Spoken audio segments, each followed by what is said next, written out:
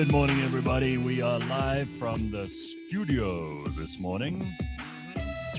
Unexpectedly, we're not testing out a new system or anything. We're not doing this because this is a great idea for a Friday. Woo! Although, I will say this. It was beautiful this morning. It was beautiful driving over, sort of the Midrand Ridge and seeing Johannesburg spread out in front of you and all the buildings silhouetted against this pink and blue sky. I mean, it's really something to see, and I haven't seen that for a while. So, lovely, lovely stuff. Simphiwe is in the studio with me. Simphiwe and Tetwa. It is Friday morning, cliffcentral.com. It's the 18th of November. And that light that just went out just reminded me why I'm actually here. All right, so I have been sitting at home with, this must be 32 hours of no power. Yeah. There's no power. In fact, my UPS died. So that ran out of power yesterday afternoon sometime. It started going beep, beep, beep. Like, those heart rate machines. Like when someone's heart's going beep. Yeah. And then they like about shock to die. them. They're just like, try to wake them up and it doesn't work. So that was a disaster. And then I realized like this morning when I woke up at 4:45 to kind of figure out what we were going to do with the show this morning, I was like, now I got to go home and throw out all the stuff in my freezer. Because, well, you see, if you have no power for maybe a day, even 24 hours, usually the stuff, as long as you don't open the freezer, it's okay, right? Yes. It can stay. Yes. Now I know that after this much time, tickets. So, like, there's a whole lot of stuff, and I'm not one of these people who is like particularly pissed off about wastage, although I don't like it. I didn't. You know how you hear about your grandparents or your parents and like, we don't waste anything. In our day, if we had one block of cheese, we would cut it up into 5 pieces and everybody would get the tiny little piece of cheese and we never threw anything away. And if, we'd scrape the rotten edge off something so that we could use the rest of it.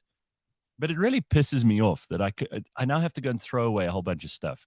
And the funny thing is I actually did like some meat shopping last week. So, you know how expensive that is, right? Oh, no. That is the worst. That's when you're so just like, fucking annoying. I wish it was winter now. It would have lasted at least a bit longer. Anyway, I mean, listen, there are people in the world with real problems, but the reason that my power's off is not because of load shedding or like a substation that blew or anything like that. It's izinyoka, cable thieves. Oh, okay. So you guys don't know when you guys are getting power then? No, so apparently they fixed it, but then there was some message from the local councillor on this WhatsApp group, which for my sins I'm on. And she said, look, she was trying to get hold of everybody, but the switching team, whatever that is, from my mom's domestic worker when I was a kid, used to call them the maspals. the municipality, right? The maspals. So the switching team. My grand uses as well. She does, right? Exactly. So she used to say the maspals, they've switched off the water.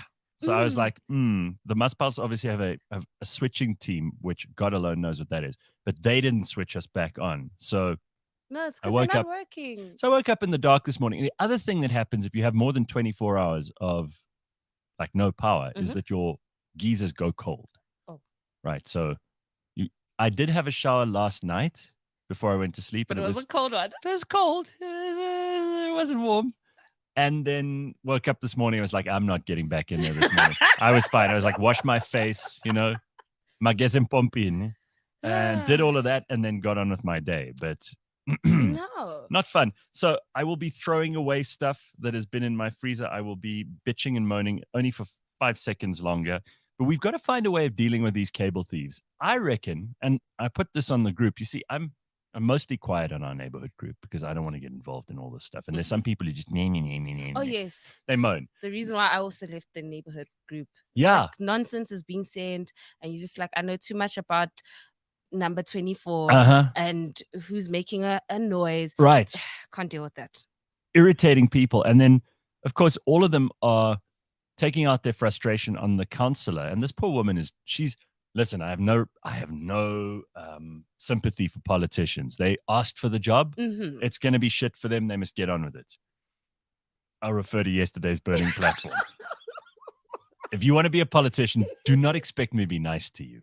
You chose a job where you are willingly subjecting yourself to our opinion of you every day, and you depend on our vote, and we can take out our frustrations on you. So I'm not feeling sorry for them, but this woman, who's our local councillor, I just suddenly thought, all these people are just tucking into her the whole time. She's not the one who stole the cables. Mm-hmm. She's trying to, and she's like sending messages at 11:30 at night, trying to do things. I thought, shame. She's doing her best. Anyway, I put this thing on the group this morning. I'm like, and I don't know if this is going to get me into trouble or not, but what the hell? I'm like, at this point, I reckon we should print a bunch of dead or alive posters offering a bounty for the cable thieves. You think that's a good? I think it's a good idea. So. How much is the bounty though? You need to make it worth people's while. I'm thinking, okay, so what do they get for the metal in the cables? Okay, I don't know. You see, this is the issue. You right. and I don't do illegal things. All right. So we've got to find out. So we've got to speak to someone who does illegal things. Ryan, can you tell us quickly what you get? All right. So if you get, let's say they make, for stealing 50-meter length of cable, let's say they make 8,000 Rand. Okay. Because it's maybe about that. Maybe that's too much. Maybe it's too little. But if everyone in my neighborhood contributed 1,000, okay, they'd have way more than that. So can we easily say maybe 50,000?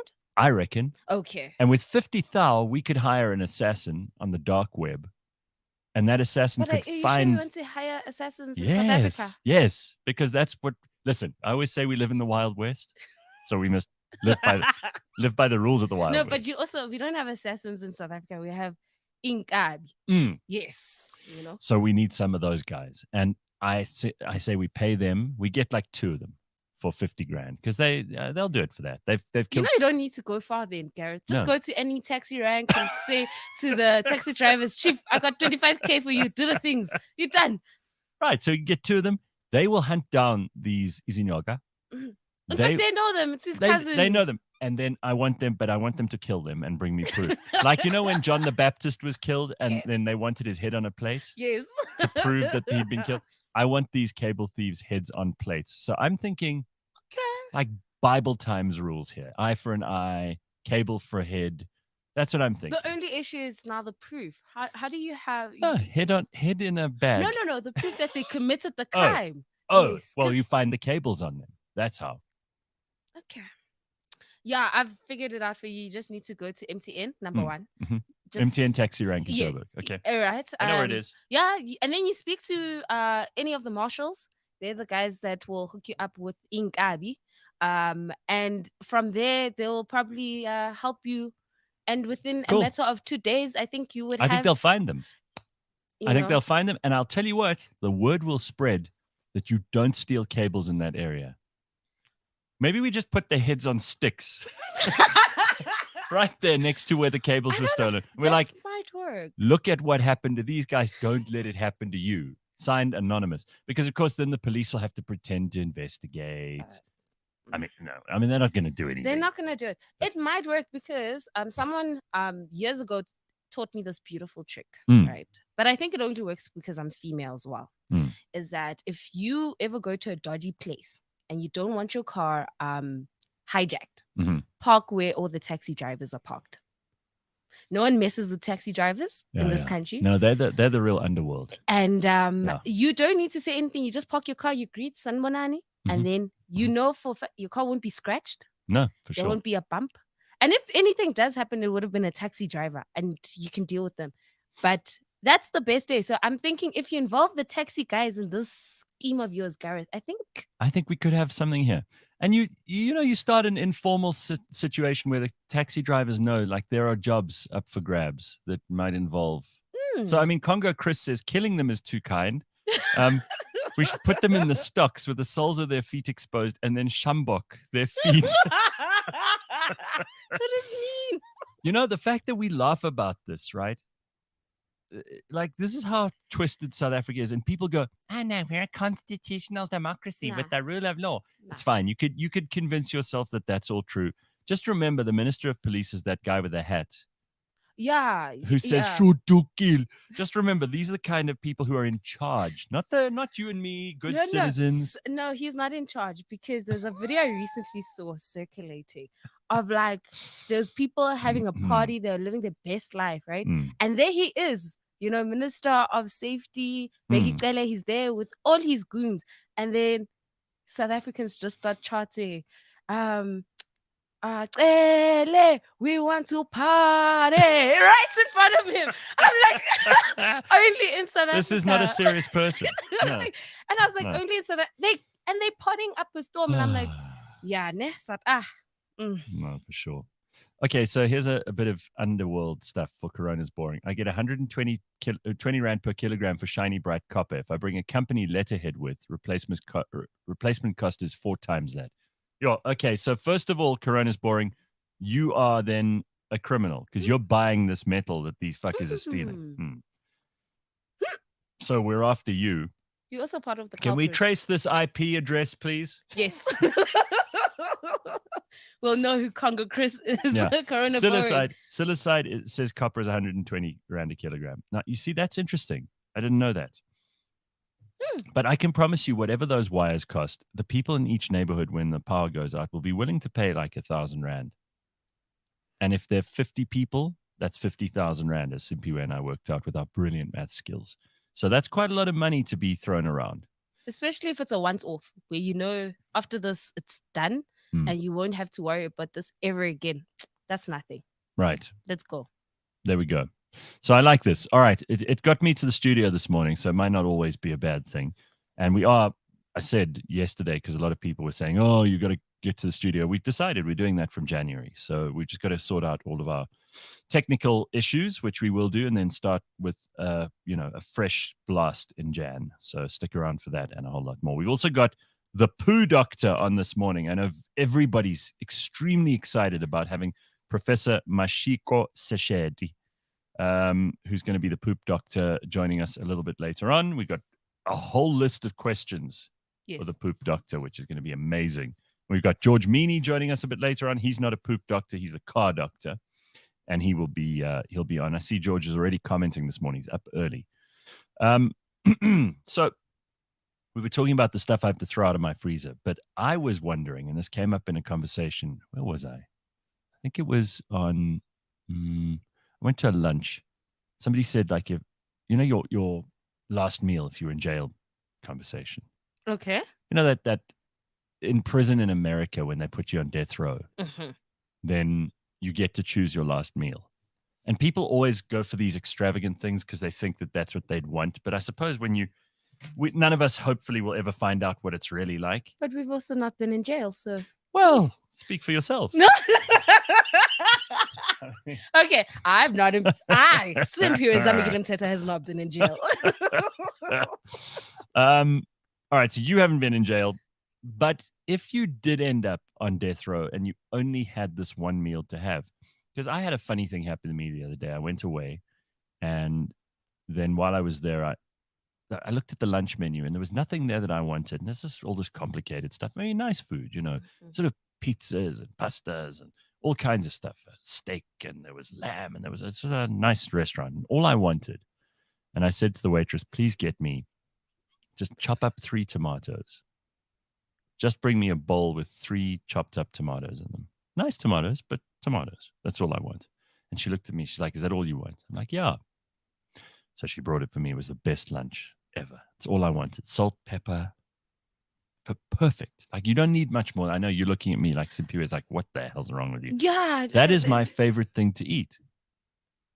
Okay, Gareth. It's so boring. It's underwhelming. Why? That's what I wanted. No. So I reckon mine might be chopped up tomatoes. No. That's not me. But I think like so disappointed. I've never seen such disappointment face to face. Tomatoes. Yeah. Like, you're going out. This is like deuces, y'all. I'm out. Never see you guys again. Damn mad. That's all. What would you have? Last meal ever? I don't know. know, because I do think I'd want to, like, if I've never had this in my life before, like, let's try something. Like, let's have like crab or lobster.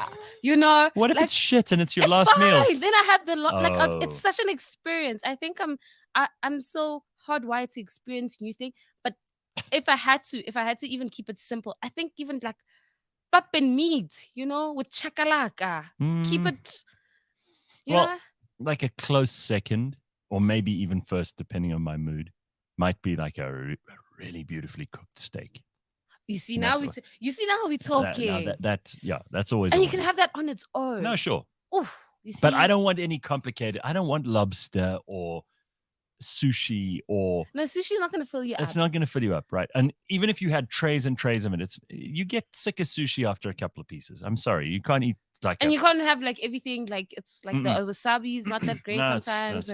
So no, but I'm saying that I'm so open to trying something that even in my last meal, I'd be like, let's go try something new.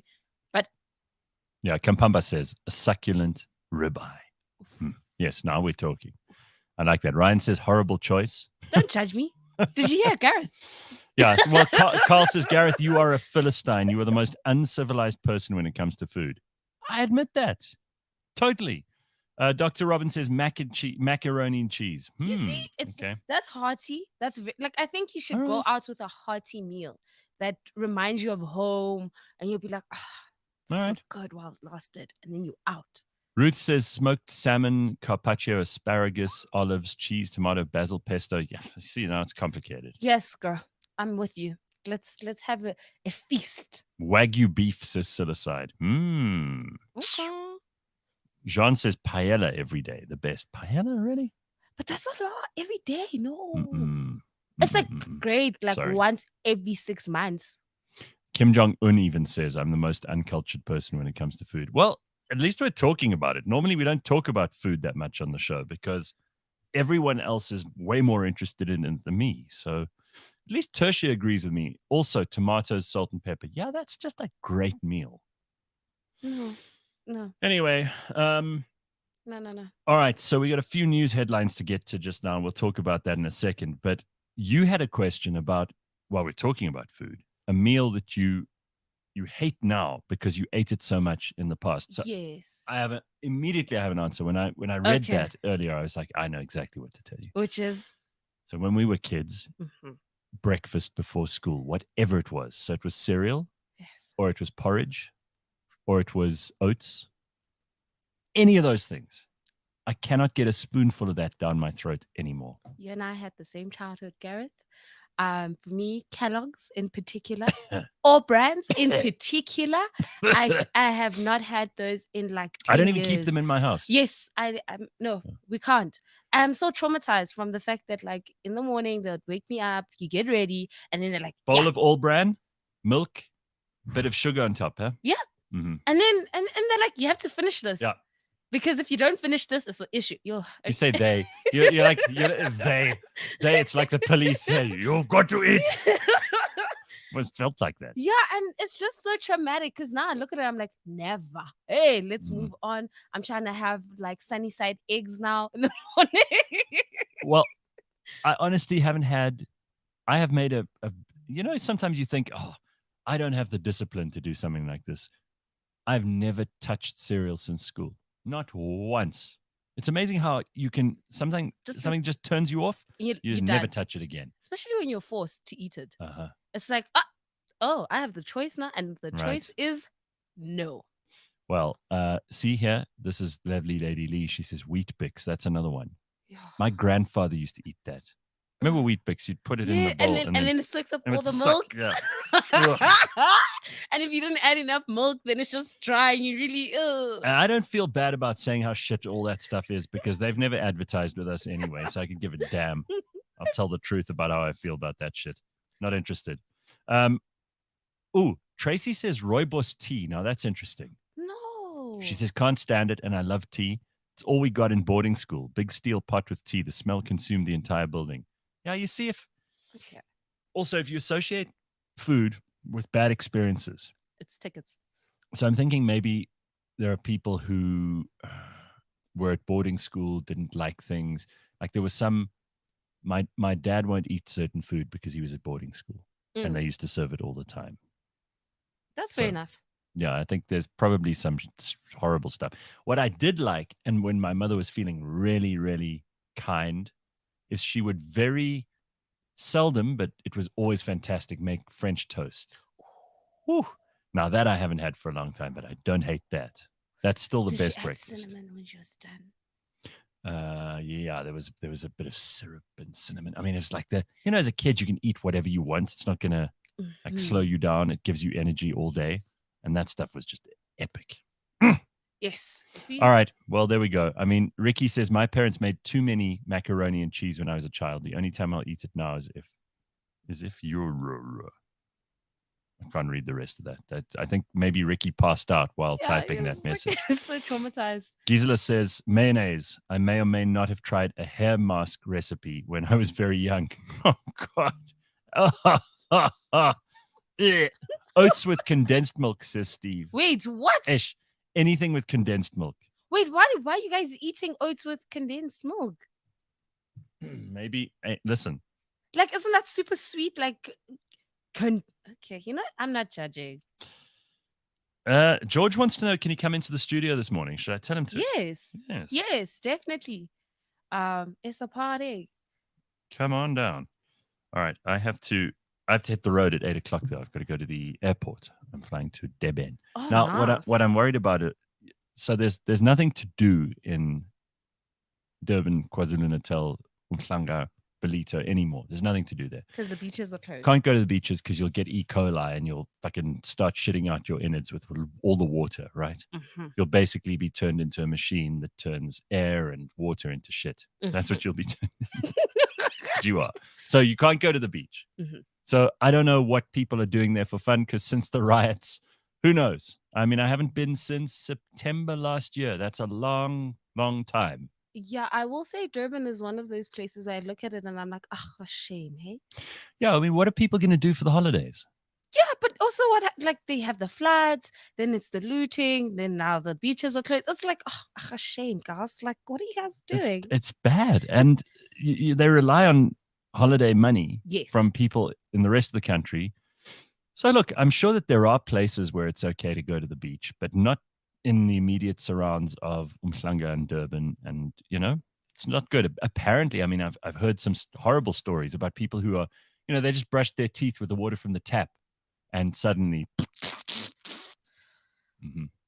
Yeah, right. So it's not getting the best. We'll ask the poop doctor about that later on. It's not getting the best PR. So. No, right now that's not good. Maybe Durban is not where you're supposed to be this summer, and maybe we must try other places now. Let's learn the rest of the country. Maybe Mpumalanga. David says Joburg's going to be a lot busier than usual. No, guys. No, guys. I will arrange your holidays for you. Let's go to Mpumalanga. Let's go to the Northwest. There's still Cape Town. There's still Limbs. Go try out Limbs. But just go. Just go. Don't stay in Joburg. No, because we want it to ourselves. Yes. Yeah, unfortunately, I mean, this is what people are saying now. There's going to be a lot of people remaining in Joburg. So get ready. Kumbulekaya, guys, go home. Go home. Just go home. This is a message endorsed by Simphiwe Mthethwa. Please go home. Enjoy your time with your family. Spend time. This is the festive season. Spend time with your family. Go home. Here is a message from Unri about yesterday's burning platform that I thought you needed to hear. Oh, no, this is not working. Hang on. Let's see if I can play this properly. I'm not even going to try now. We've got a whole new setup here. It'll take me like 15 minutes to try and figure out how to do this. Anyway, she said she enjoyed the burning platform yesterday. And I got a lot of feedback. I got feedback from people who said that we were very rude to the guest from the Patriotic Alliance. We got feedback from people saying it was the best burning platform ever. I don't really have any particular feeling about it. It was irritating to me that here you had this politician who's exactly the kind of politician that we always talk about on the show, the one who's only in it for themselves. Mm-hmm. He was talking about how he'd been MMC for health, but he'd done nothing except visit hospitals. and probably get in the way of doctors and like doctors and nurses need a politician. You imagine they're in the operating theater, some guy blood pissing out of his chest. He's just been stabbed. And they're like, you know what we need, guys? Is a politician in here. Said who no can one ask you questions about how you do your job. No one in the world's ever said we need more politicians in this room to sort out this problem. In fact, there isn't a room I can think of that politicians would be helpful in. Yeah. So that's what he thought was his biggest achievement. I mean, he was only MMC for 3 months, so give him a break. But even so, and the guy just came in with a bad attitude. He was like fighting with Pumi from the get-go. He was fighting with me, fighting with Canton. He just assumed that we were all against the Patriotic Alliance, which I haven't been. As I mentioned, I saw Gayton McKenzie this year, and I had a very good conversation with him. I've been trying to get him on the show. He's been avoiding coming on the show. So this is the guy we got. And maybe, I mean, he mentioned how well Gayton's running the Central Karoo district. But I don't know why he won't come on here and boast about that. Maybe he feels he should be running the show. Maybe. Well, yeah, I mean, this guy's never going to come back. I doubt very much that the guy we had on here, what was his name? Sauls, Ashley Sauls. Yeah. Ashley Sauls the first, by the way. Which I found so interesting. So, as someone who just listened, I enjoyed it in terms of you get to know which kind of devil you want to pick in, you know? It's like, you know how women say men are trash? Politicians are trash. You just got to pick the best one for you. So I was like, I love it when they come on and they themselves show us who they are. Because the first thing I noticed, I was like, why are you wearing a hoodie, sir? Also, he refers to Gayton as His Excellency. I was like, it's like, really, you need to do that. You see, I reckon politicians should be called by their first name only or their surname. You should actually refer to them as, hey, hey, buena. Gayton. You. Isalan. This toilet. This toilet's broken. Fix it.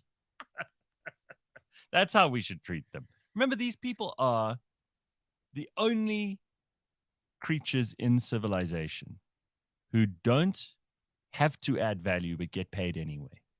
Let's just remember that over the last 2.5 years, as if you needed a reminder, the only guys who didn't take a salary cut, the only guys who didn't feel it, the only guys who didn't realize like there was any change in anything because their blue light brigades carried on. They carried on getting state housing. They carried on getting their salaries, full salaries. With no load shedding. No, they don't care about groceries, the price of petrol, any of that stuff because we pay for all of that for them. They don't have to worry about, as you say, electricity and water problems. So these guys get everything, but they don't necessarily have to be productive. Yes. Like we never get a scorecard of, you know, like how you have to do job appraisals. Anywhere you go, you get a performance review. And they say, okay, but I think even before, Gareth, you need to qualify for that job. Yeah, right. Like if I wanted to run a health department, I would need a medical degree or an administration degree or something like that. These guys just have to win a popularity contest. That's all. So I don't have a whole lot of sympathy. Anyway, we'll see if we can get Gayton McKenzie on at some point and get him to just like try and improve the image of the Patriotic Alliance, because it appeared to me and a lot of people, just judging by the comments, that the Patriotic Alliance is a bit of a joke. That's certainly how I felt after the discussion yesterday, which is maybe not fair. You can criticize us. Maybe we deserve it. Pumi and I don't feel bad at all. Canton feels like we were a bit like an ambush. Which I disagree, but give the interview a listen on the Burning platform. It's on YouTube. And tell us what you think. Good idea. Yes. All right. Very good. All right. Boiled Prawn Shack says, Gareth, there are many drinking spots in Umhlanga village. Do a pub crawl. See how many spots you lost. Oh, don't tempt me. I mean, again, South Africans, when we can't find something to do, what do? Drink. Puza. But ningi puza. But see, guys, what is December going to look like? Well, there's no lockdown, so people are going to be drinking up a storm. There's a chick on TikTok, her sound has gone viral, and she's like, when people see me drink Savannah, they're like, why are you drinking Savannah? And it's like, yeah, that's what people are going to be doing this festive. They're just going to be like, when you see me drinking, don't ask me why I'm drinking. I think I've seen her. Okay, well, Congo Chris says we weren't bullying that guy enough. politicians like that clown is the reason that this country doesn't function properly. Well, maybe. I don't know. Listen, there is still, just talking about Puza quickly, which is an activity vele, says lovely Lady Lee. There is a tequila shortage, which I spoke about the other day. It's a real thing. Okay, but is that still ongoing? Yes. It's a big problem. How do you feel, Gareth? I know you did say that you're going to create something. But yeah, but that's next year. We only do that in okay. So March, currently, April. how are you feeling now? Because the shortage is happening now. So you know how we felt when they shut the liquor stores at the beginning of lockdown, and we were like, "Oh Jesus!" and we had to make a plan and speak to all the crooks that we knew to find And now you're paying like 1,000 rand for a 500 rand bottle. So I feel a bit like that. By the way, I'm not hankering for the drink right now, but I always like to keep a stock of things. Yes. Right. So I like light bulbs or sugar or cans of Coca-Cola or whatever. I always keep a stock of those things because maybe there's some part of me that at some point must have been deprived because I always feel like must always have in case. Okay. You know? Semper parats, always prepared. People call it's a trauma response. Probably. But there's a logical response to this because the logical part to me is that I don't want to go to the shops 10 times. Okay. Which makes sense. In a year to buy light bulbs if I can go once and then they're always there and I have enough for the whole year. You know, and of course it's more money, but then it's one thing you don't have to worry about again. It's on your list, it's done, it's ticked off, you're sorted. So I've run out of stock of tequila now. So even though I'm thinking, because I'm not planning any big parties or anything. Okay. But you need to have this stuff. So I'm a little bit nervous at the moment. So I've got to find the supply. Is the hand starting to itch and you're just oh, okay. I'm getting nervous. Might have to call somebody who's going to hook me up. I mean, maybe Nico's right. Maybe I am the reason that there's a shortage. But that's why I want to make my own and sell it here. All right. Let's talk about some of the headlines because Elon Chief Twat says, and this is a great story. It's our first headline for the morning too. Charlize Theron has made Afrikaans people very, very angry. Have you heard about this? No, I have not. Okay, I only heard about this morning. So what does she do? Okay, so Charlize Theron made some kind of flippant comment on a podcast. All right. You see, podcasts are now, because journalists are lazy, they just listen to podcasts like ours. They find something in the podcast and they make it looks like a news story. So what happened? So she was with Sean Hayes, Jason Bateman, and Will Arnott on a new episode of The Smart Less when she referred to Afrikaans as a dying language and not very helpful. So now Frikie's out and he's angry, eh? South Africans are pissed off. She said, this is her exact line, there are about 44 people still speaking it. It's definitely a dying language. It's not a very helpful language. Ironically, it is the language that she and her mother speak to each other. So she's one of those 44 people, but she's also a left-wing lunatic who doesn't know whether a child is a son or a daughter. So I'm not really sure I can take this person seriously. And I wouldn't get upset about Charlize Theron. Charlize Theron is for decoration only. She's not a person who we need to be. I mean, of course, as South Africans, we're proud of all of our exports. Yes. Trevor Noah, Charlize Theron, Princess Charlene. There are lots of South Africans who've done okay. But don't expect them to be good at everything. And I wouldn't worry about Charlize when it comes to social commentary, right? Yes. No one's sitting around going, I don't know what to do. This decision, it's such a difficult decision. What? Wearing bracelets that say, what would Charlize do? No one says that. No one. She's an actress, which is not an important profession. Nobody in the world, if actors and actresses all died tomorrow, civilization would continue. Yes. We may be a bit poorer. There might not be new plays or movies, but we'd find new ones. There'd be new people to replace them. It's not in other words, it's a sustainable resource. But I do understand where she's coming from in terms of the fact she doesn't live in South Africa. So maybe in America, there's literally 44 people. Maybe. You see? Yeah. So in her world, in her bubble, there's only 44 people that speak Afrikaans. But come back home and you realize that, no, that's not the case. Frikie and his boys are still out wearing the khaki shorts. And hulle praat Afrikaans. Yeah, I mean, Matthew says Steve Hofmeyer's children alone turns the 44 into 4,000. Cabello says, wasn't she your crush, Gareth? yeah, I've kind of been turned off her a little bit because she's gone so woke and I find that really unattractive. Like a girl can be supremely attractive, Until they speak. physically beautiful, and then they open their mouth and they start talking some left-wing fucking woke stuff. And then suddenly their attractiveness goes down to like 10%. It's happened to me. So I acknowledge I always thought she was hot. And I always thought, wow, it would be amazing to, imagine in my wildest fantasies, like being with a girl like her. But honestly, she's kind of turned me off. And she says some really stupid things. Not that I expect her to say clever things. As I mentioned just a second ago, she's an actress. I wouldn't get upset. There are a lot of Afrikaans people who are very angry at the moment. Apparently, lots of local Afrikaans stars were quick to correct her. So here are a few of them. I wouldn't say the language is dying. I think it's a beautiful place in our country right now where there's so much inclusivity. Afrikaans varies and makes us different. It's almost like we have a rebirth, said Sait Ooster star Jawahir Peterson. I don't know who that is, but okay. Relien Daniel, who's from the series Fraxie. Again, I don't know who this is, but okay. She said she doesn't like getting involved in debates about language, but pointed out, I love this when people say, I don't really like getting involved in a debate. But all you can do is just scratch everything they said before the but. Mm-hmm. It's also when they say, I'm not to be rude or anything, but scratch that, right? So she says, I believe a language evolves organically. If we're speaking it, it exists.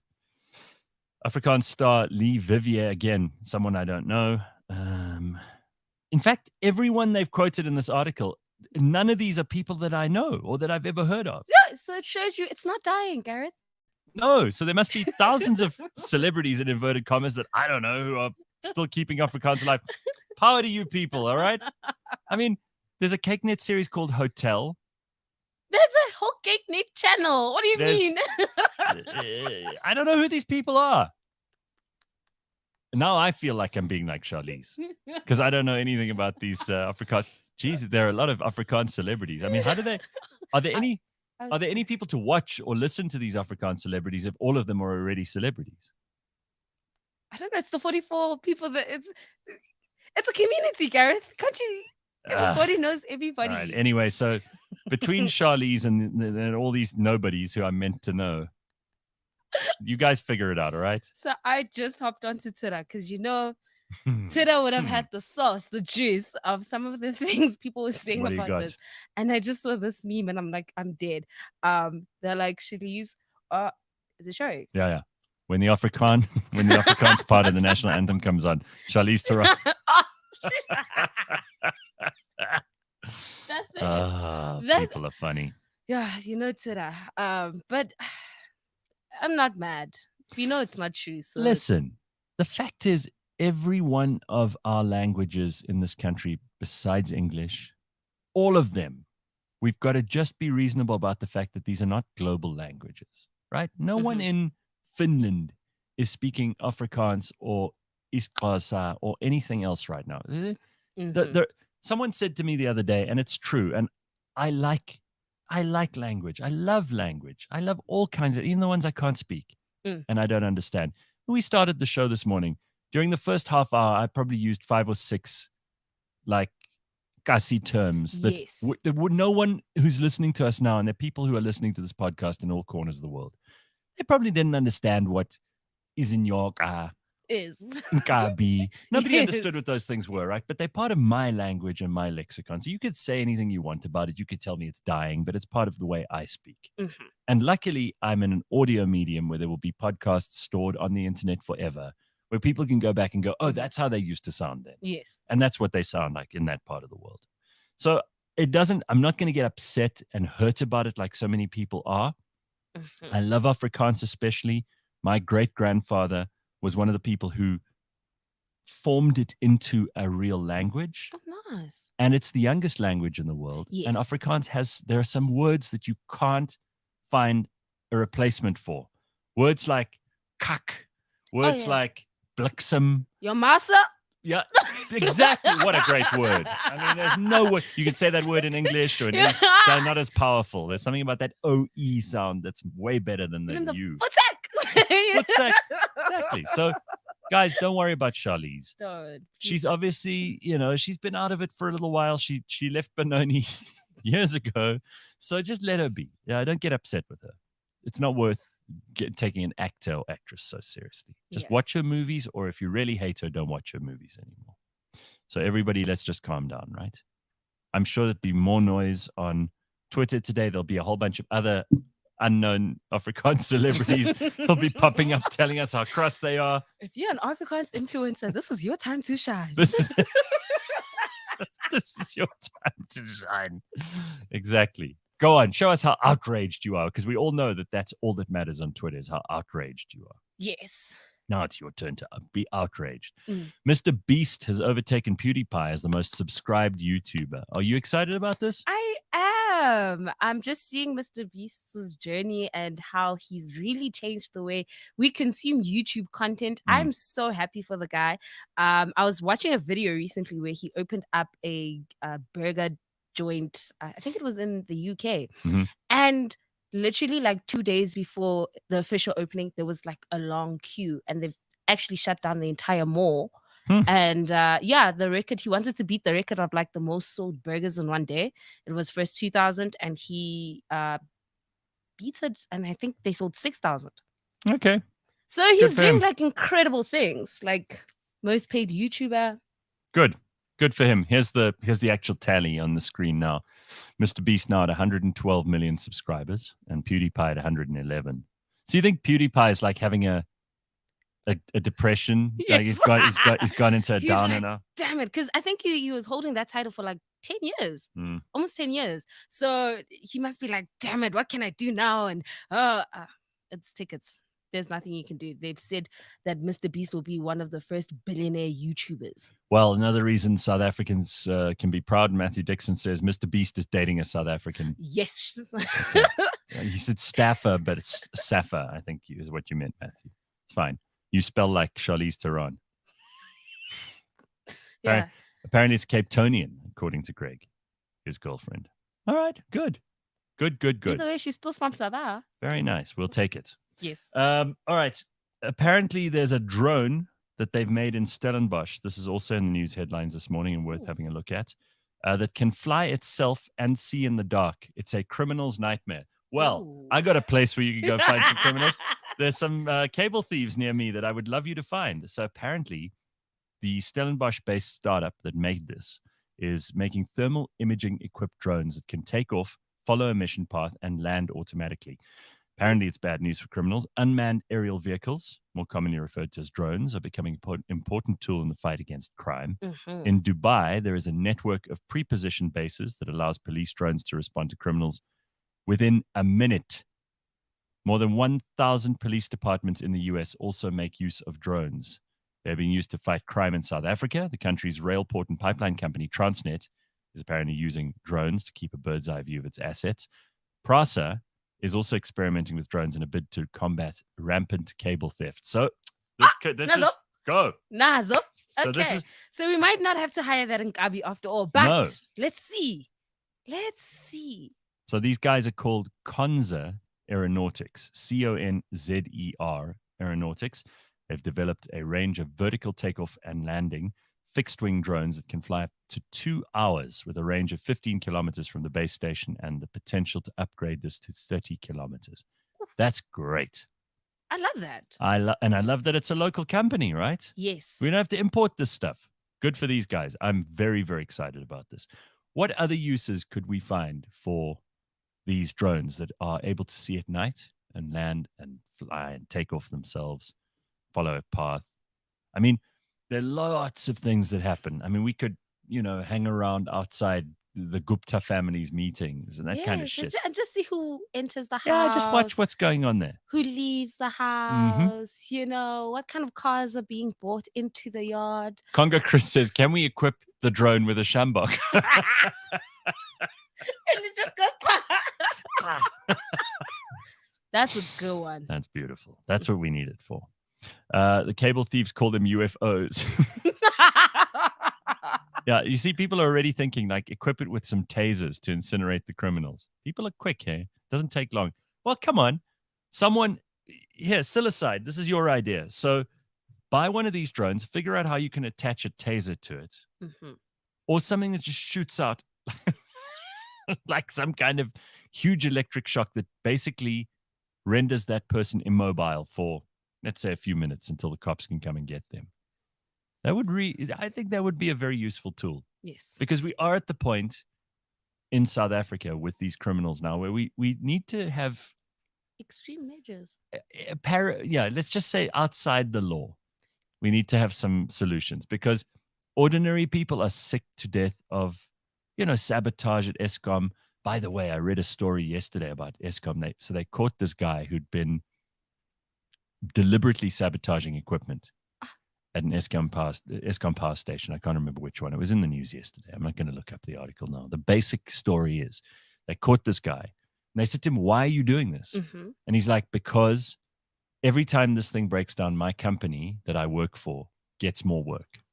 So there it is. Like straight up, the guy, it was from Business Insider, I think. He admitted there's the real game, is that these guys. So what we need to do then, again, drastic measures, right? Because otherwise no one's going to learn, is we got to find people who sabotage this and just like put them in jail for 50 years. Because I promise you it will stop. If you know the cost is, I'm going to go to jail for 50 years. South African jails are horrible, horrible, horrible, horrible places. One of the worst. No one wants to go to South African jail. It's fucking awful. And everybody says, no, we must kill them. Listen, jail's worse than killing people. In this country, there's no jail that you want to go to. So if we put one of these guys away, the word will spread. Very quickly, everyone will stop sabotaging these places. You're going to make an example. If you don't make people accountable, there's never going to be a change in behavior. And I think that's what we lack. Yeah, so get drones to shock them and view them from on high, and then send the cops, arrest them, show the drone footage that proves that they've done the bad thing. Judge rules, they go to jail, sentences them to 50 years. It'll stop. Trust me. That's all. Once people see that this is, and I think that's what has gotten criminals so like, I can do this, is because there's no like accountability. You don't get caught after you've done the crime. You don't get sent to jail. So once something happens to you, I promise you, once the fear of God is instilled in people, this country will be a lot safer. People are also talking great ideas coming from the very clever people who listen to us. Tracy says you can fit these drones with pepper spray and a camera to record the reaction. Matthew says maybe dress one up as a togolosh. That's fantastic. There was someone who was like, I'll never forgive Africans for not using witchcraft during apartheid. Why did you guys not just send lightning down the white people? Exactly. That's a fair point. Steve is going straight to grenades, which he wants to grenades. I mean, yes. Defense drones that operate around mines are equipped with tear gas. That's quite smart. That's amazing. That's already happening. Phenomenal. Fit the drones with paintball bullets, with neon pink bullets, like the stained money from CIT heists. That works. That really does work. Lesotho has the worst jails, a Netflix show has shown, according to Steve. Okay. One of the worst jails. I wouldn't want to go to any of ours or Lesotho's, frankly, so I'm with you.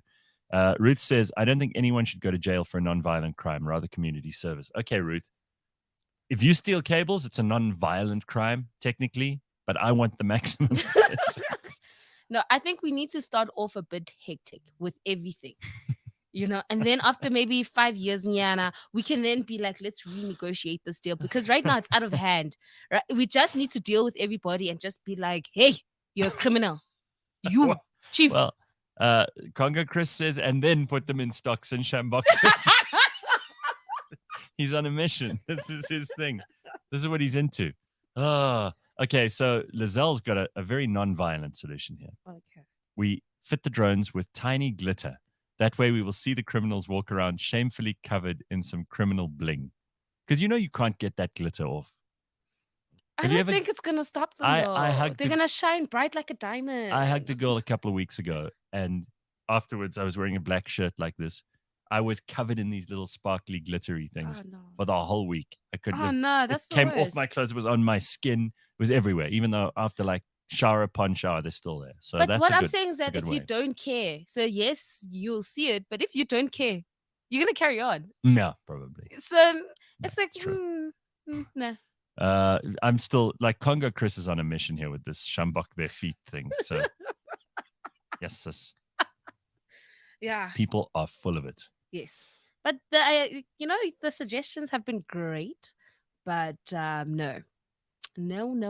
All right, one last headline quickly. Haribo, which is the sweet company, Mm-hmm. and they make all those sweets, especially the ones at the airport. Apparently, the reward for returning almost an 83 million rand lost check. I hope they paid them with.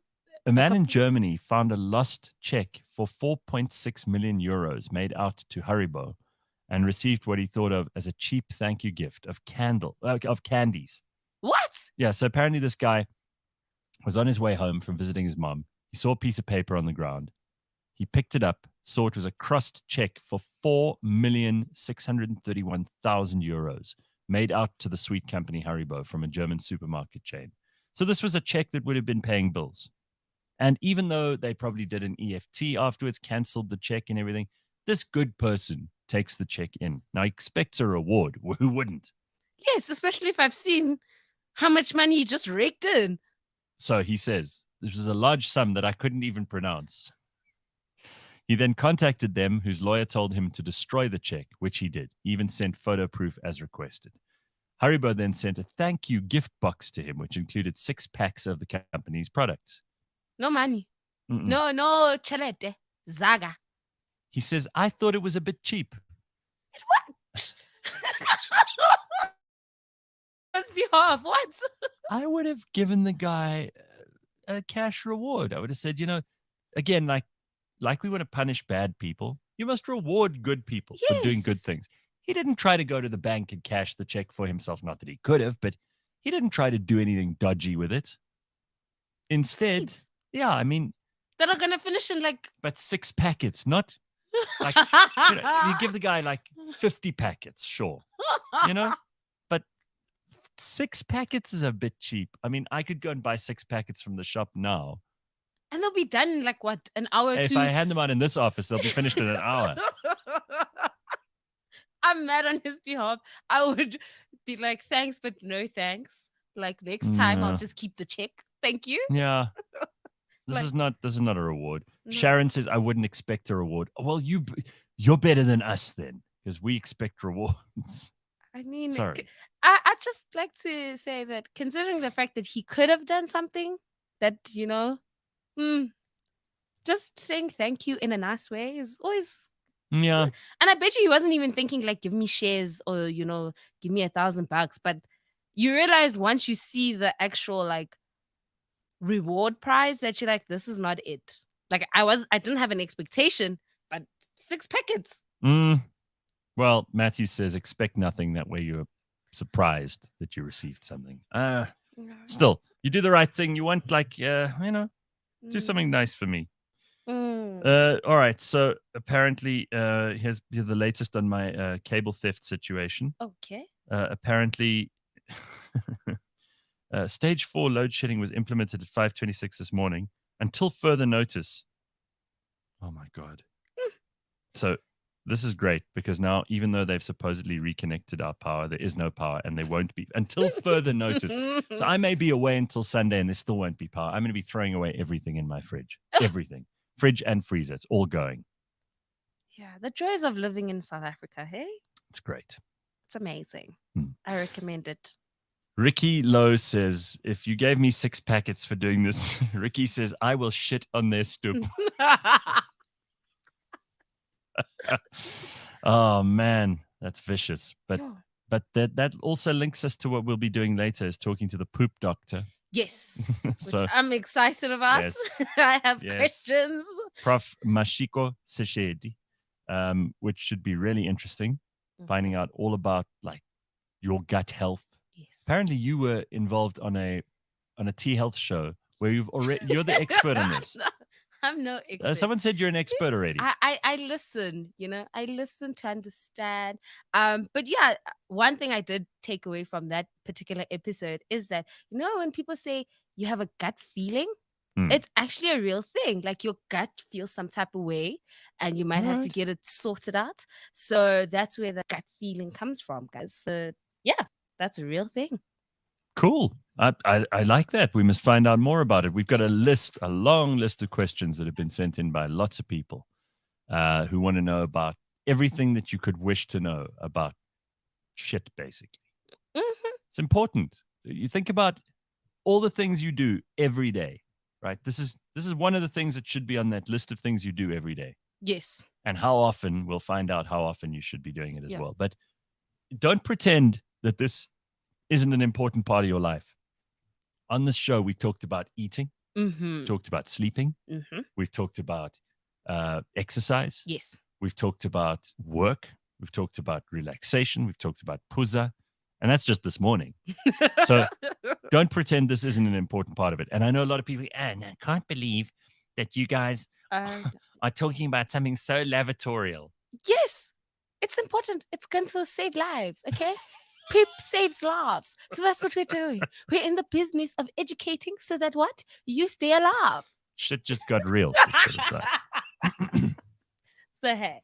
Here's a very important question, which we'll add to our list. It's not on there already. From Elon says, Gareth, ask the poop doctor why dunked wings from KFC burn your anus somewhere. Yeah, that's a good one. That's a good one. Foods to avoid, man. hey?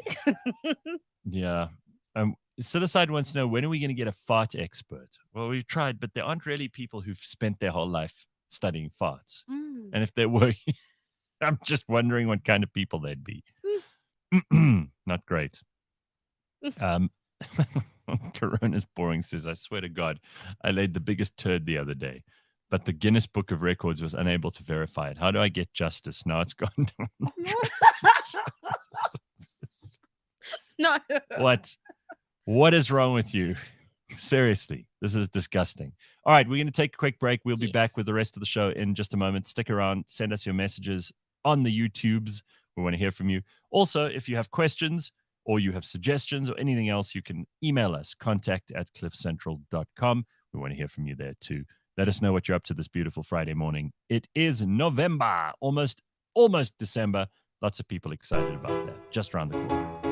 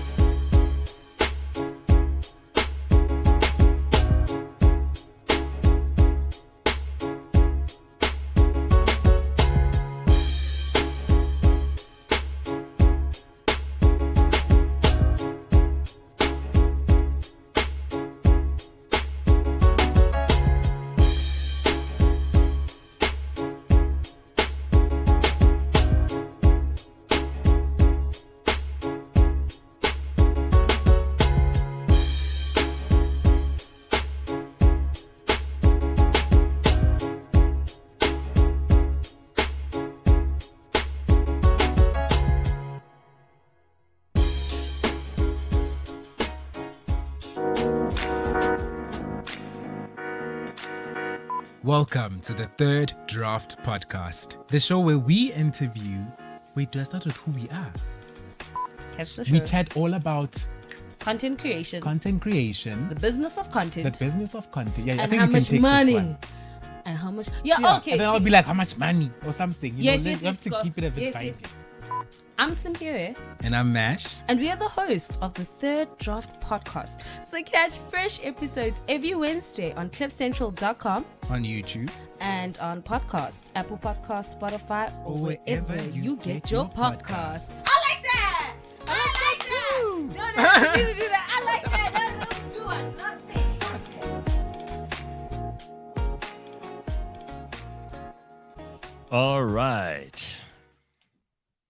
cliffcentral.com on Friday morning. Lots of messages coming through. Let us know what you're up to today and what your plans are for the weekend. We want to hear from you, all of that stuff. By the way, I got this very important update, Simphiwe, from Dori, who's just told me that the poop doctor is also empowered to answer questions about farts.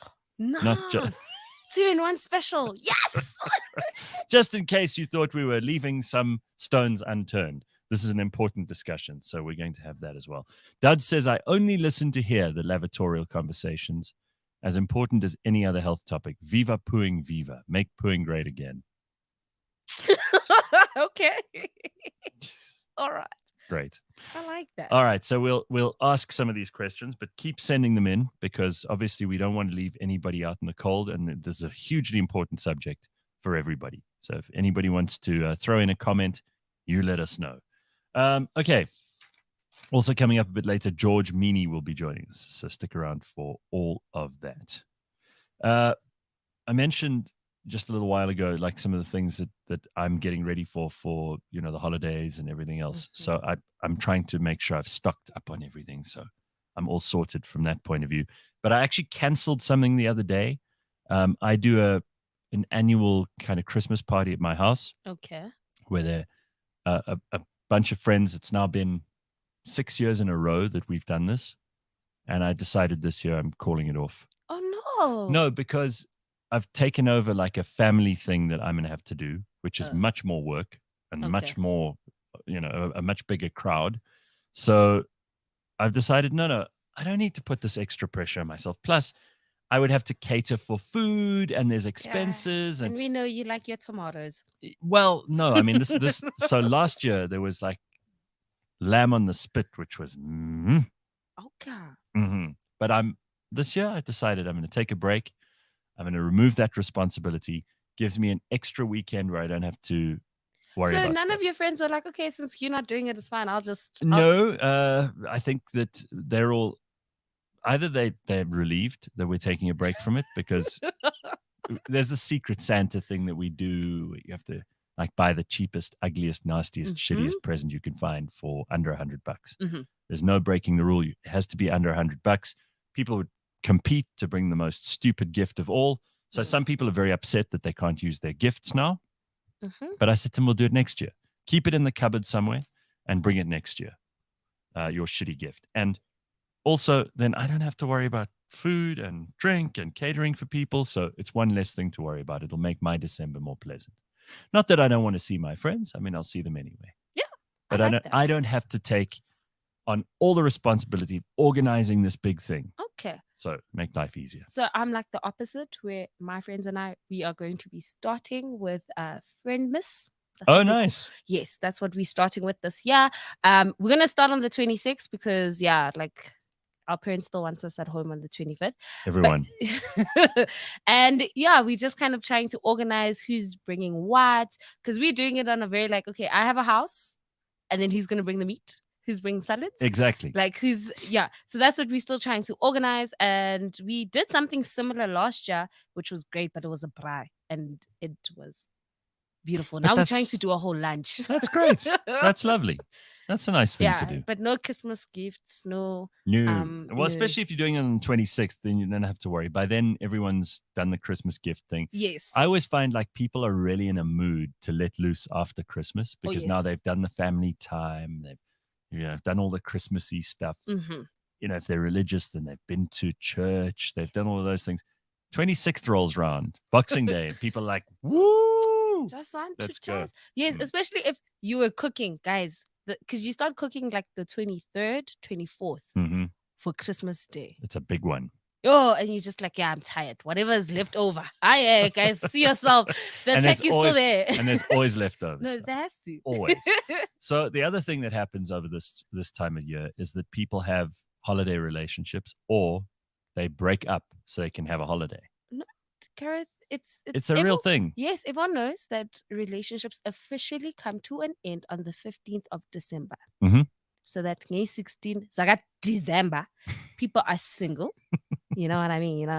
And then you can rekindle that love lives here again on the 3rd of January. Love lives here again. Oh my God. All right. So what are the rules? Are there rules around this? Are people meant to get hurt if they're the December romance, or they've been broken up with for December, or they're meant to just take it and deal with it? I think it depends. If you are in a committed relationship, the T's and C's are on you guys. Like, if you guys want to take a break, take a break. But if you're single and you're just flirting and there was someone you were talking to, maybe it might get serious. Nope, it comes to a halt, a complete halt on the 15th of December. That's when December is still December. The minute we get into December, no. You're single, babes. You're living your best life. You don't know that man. That man doesn't know you. You're not doing FaceTime calls and checking up on them. No. I think for some people, there's a lot of pressure, especially if you are in a relationship where, let's say you're over that initial like excitement and romance and turn on and all of that stuff. Let's say you've just gone past that stage and now you've been around each other for a while, but now you're actually going to spend a prolonged holiday time, and there might even be her family or your family or someone else involved. It gets very messy, and there's a lot of pressure on people at this time of year. There is. So, like, I know in the Black community, the family meetings and whatnot, you can somewhat get away with not attending because in the Black household, you don't have a boyfriend, you don't have a girlfriend. It's either your wife or your husband that you're introducing us to. Right. So there's that thing that you could be living with your partner and they know that you're with your partner, but it's that thing like if my mom's coming over, he kind of then has to just scoots and disappears. So that's always interesting. Those dynamics are always interesting. But what I've also noticed is that the younger generations, this period that you're talking about, they tend to ask for a visa, Gareth. Which is? So a visa is basically you asking your partner to legally cheat. Oof. And they don't need to know when you're going to do it, who you're going to do it with. It's just like that card, that green card that you give them to say, hey, you got a visa. If you're out and about with the boys or the girls, if something happens. How do people really manage that?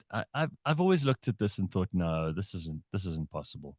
Because I know one couple who tried that open relationship stuff. It doesn't work. Someone gets hurt, someone falls in love, someone falls out of love. Whenever there's an imbalance of feelings, it just leads to pain.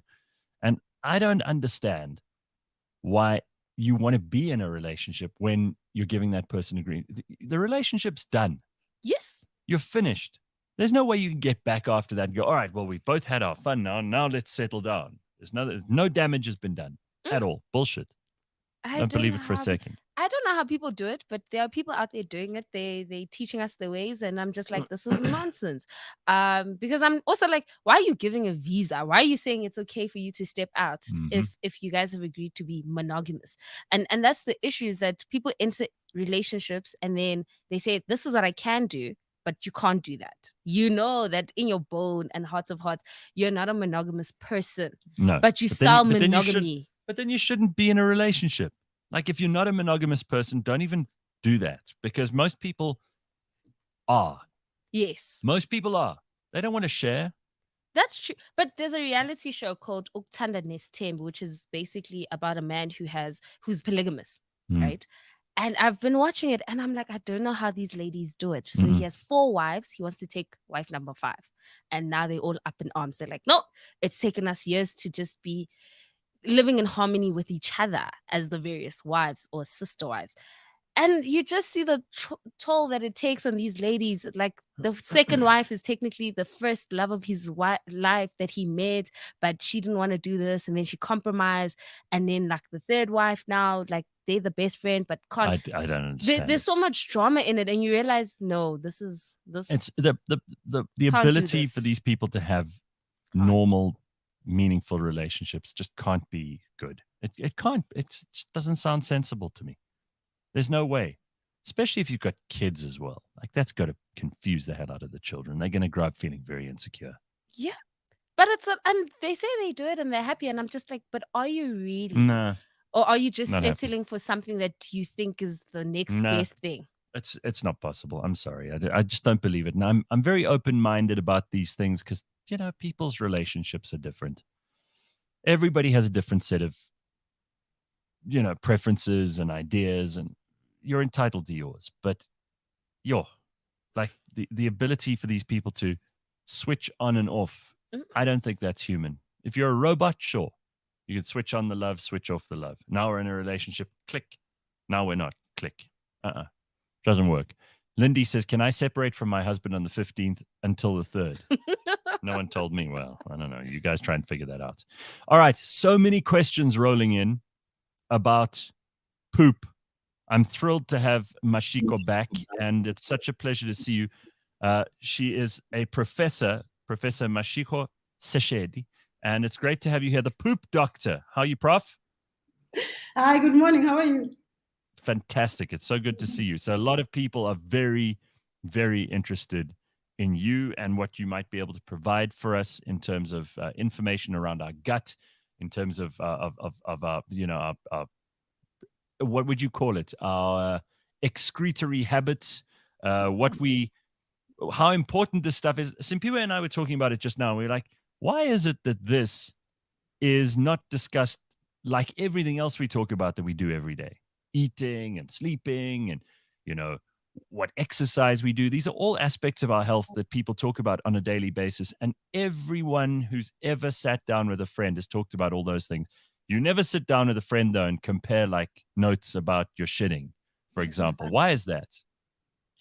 I think as you correctly point out, this is a physiological action that we all do, no matter who you are. But I suppose we've been socialized that it is impolite, to talk about, your poop, to compare notes.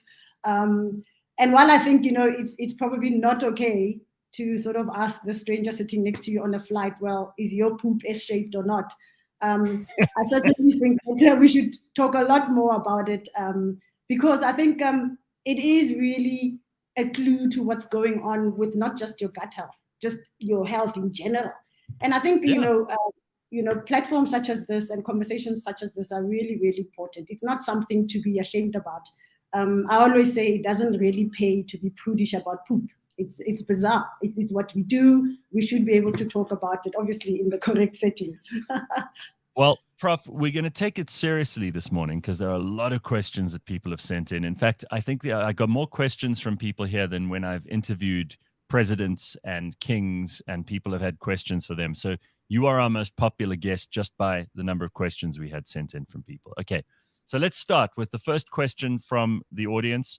I eat a healthy diet, avoid processed foods, exercise almost every day, and live a pretty healthy life. But I never make good old-fashioned logs and always seem to have a lot of mopping up to do. Can I still be healthy if my waste is more paste than perfection? How's that, friend? That is a beautifully crafted question. I think so too. Well, congratulations to whoever asked it in terms of them trying to attend to their gut health, doing the right thing. And it does sound from the question like they're absolutely doing the right thing. It may be that there isn't enough fiber.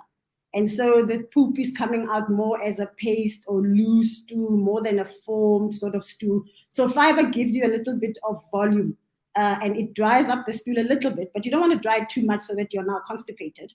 So it may be that there isn't enough fiber. So I may suggest that he actually ups his fiber. So there's lots of fiber in fruits and vegetables and so forth.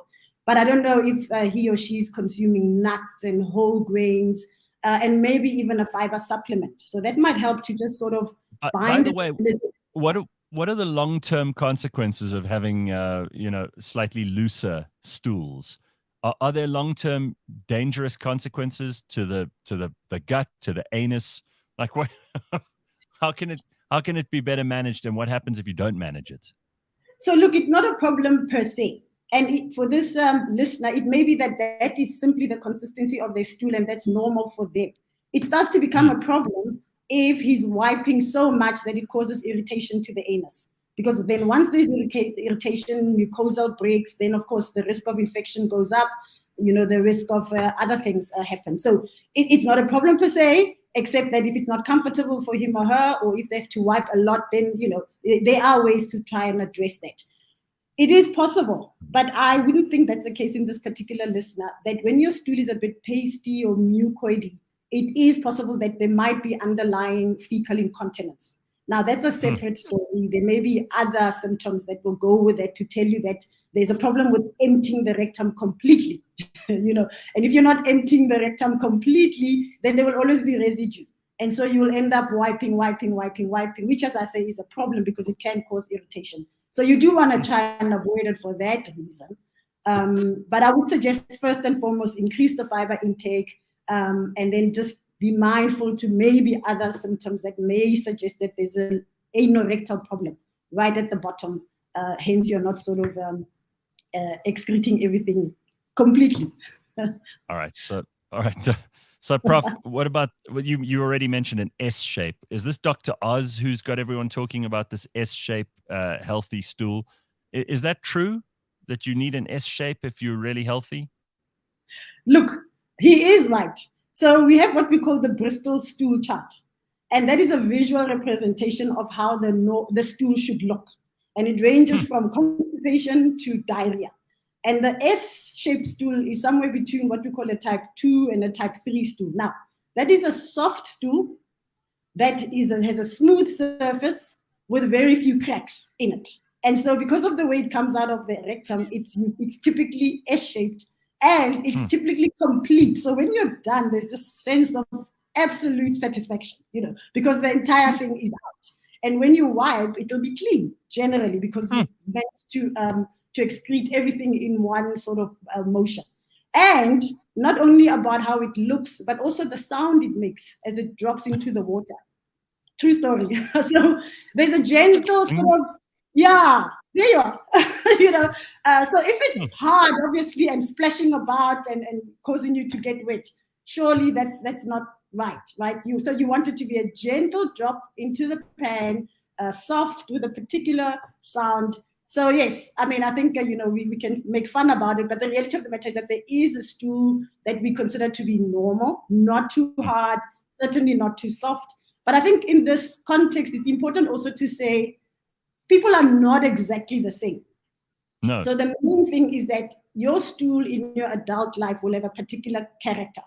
And you just need to know what that is, because the importance of that is that you want to know when that changes. And so your stool and my stool will not necessarily be the same. It depends on your gut health. It depends on what you eat. It depends on whether you exercise. It depends on your hormones. It depends on all sorts of things. So I think we shouldn't strive necessarily for the perfect poop as per that description. It's because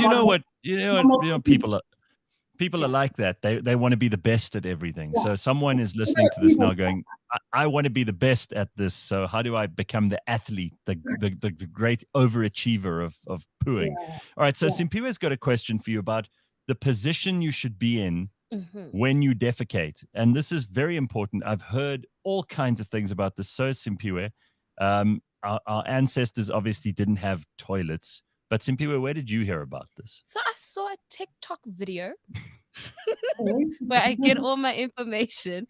And in this TikTok video, it was like it's called the squad sitting heels. And basically you put those on before you go to the toilet to do the number 2. And that's supposed to help you, be able to get the bowel movements moving correctly. Is that correct? Are there positions that we're supposed to kind of do? So I haven't personally heard about these heels, but if you think about it from an evolutionary perspective, there were no toilets. So if you are going to do your business, you go out into the field and you would squat and do your business. it makes sense because when you squat, you actually reduce the angle between the rectum and the anus. So you straighten it up. And by so doing, then you allow the stool to evacuate quite easily. Now, with modern day technology, we have toilet seats, which in my view are the enemy to poop. And so you are in a seated position, which is really not optimal for evacuating stool. And obviously you can't squat on top of a toilet seat. I can't imagine how you would do that. So then what you want to do is, if you have constipation, is that you want to sort of invest in a little stool, a footstool, so that you can actually put your feet up. So you're sitting on the toilet seat, but you also put your feet up. So by so doing, then you are able actually, as I say, to straighten that acute angle and therefore allow stool to pass. A stool. A poop stool. A stool. Yeah. And it works, it works. It gives you sort of that leverage to sit on it and then put your feet. So your feet must be above your hip joint. And then by pushing the Valsalva maneuver, then it really does help. That is if you're constipated. I mean, we don't all have to go investing in a stool. So here's a question from one of our listeners. Is it bad to push when you are constipated? It's like the chicken egg thing, right? You're constipated, therefore you push. But then when you push, because you're constipated, it can cause a variety of problems, right? So straining will cause engorgement of those rectal veins, resulting in hemorrhoids or piles. You can also result in tears in the anal mucosa, resulting in what we call anal fissure. Very, very painful condition. I mean, really painful. And now you can imagine when you have a crack or opening, every time the stool passes, you have stool which will infect the area. So you have pain and you have collections and so forth. It can also result in loss of sensation to the rectum. So ultimately, over time, your rectum doesn't respond to the sensations from the brain that says evacuate. So as I say, it's difficult because when you're constipated, you want to push it out. But when you push it out, it can cause further problems. So what you want to rather do is that if you're constipated, try and control what goes up at top. Drink lots of water, exercise, eat the fiber that we took. And we took about 30 grams of fiber. It's quite a lot. If you can't get that from your fruit and veggies, then get a supplement. And then if necessary, then take laxatives so that you can avoid this straining and pushing, which, as I say, has got its own complications. Didn't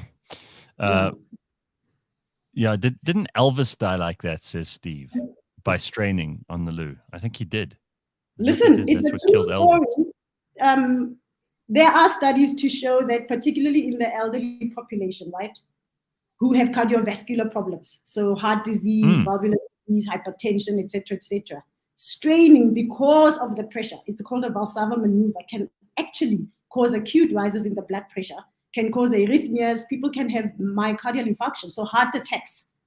There have been studies done in hospital with patients who've come with cardiovascular problems, and then they were found in the hospital loo because they had just had a motion and they were straining. So it's a serious problem, straining, because it does cause your blood pressure. You could die from taking a dump. You could shit yourself to death. You could collapse, and depending on depending on your comorbidities, but this is mainly a problem really in older people who've got cardiovascular problems and things like that. So it can be quite serious, yes. All right, so let's get serious for a minute. What are the warning signs of a serious illness in the gut, and what types of disease is the most common? Like, people always should look at what they've made, right? Because there could be a clue as to something really terrible that's going on. Absolutely. What if you, for example, what if you're shitting blood, for example? I mean, that's obviously a very bad sign, right? It is never normal. And some people have the idea that if you see blood in your motion and you're a younger person, that's probably due to hemorrhoids or piles, and that's probably okay. Blood per rectum is never normal. And even less so as you age, because as you age, the risk of cancer is higher, and the way it presents is with blood per rectum. Even as a young patient with hemorrhoids, our audit here has shown that there may also be other lesions in the colon, so polyps and other things that can explain the blood.